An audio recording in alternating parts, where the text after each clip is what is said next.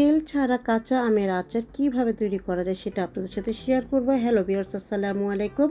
Welcome back to my another video of Versatile Rumi. আশা করি আল্লাহর রহমতে সবাই ভালো আছেন। যে কোনো আচার খেতে কিন্তু আমরা কম বেশি সবাই পছন্দ করে থাকি, তার উপরে যদি হয় কাঁচা আমের আচার তাহলে তো কোনো কথাই নেই। তো চলে যাচ্ছি মূল রেসিপিতে। এখানে কাঁচা আম নিয়ে নিচ্ছি 1 থেকে 1.5 কেজির মতো, একটু হেরফের হতে পারে।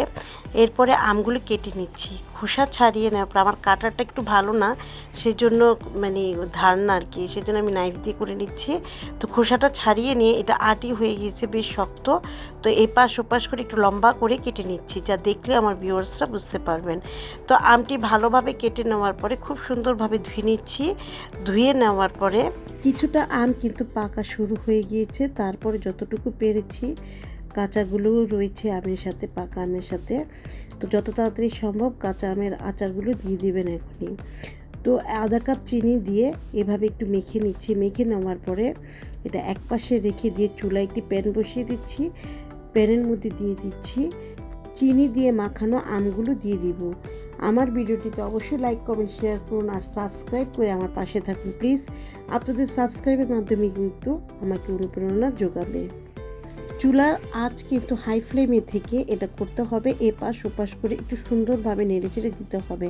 যখন এই চিনিটা গোলা শুরু হয়ে যাবে তখন আবার ধাপে চিনি দিয়ে দিচ্ছি আধা কাপ পরিমাণের মতো। এরপরে দিয়ে দিচ্ছি লবণ 1 চা চামচের মতো, মিষ্টি মুড়ি দিয়ে দিচ্ছি, মিষ্টি জিরা আর কি, 1/2 চা চামচের মতো দিয়ে একটু ভালোভাবে নেড়েচেড়ে দিচ্ছি যতক্ষণ না পর্যন্ত চিনির পানিটা শুকিয়ে আসবে আর কি।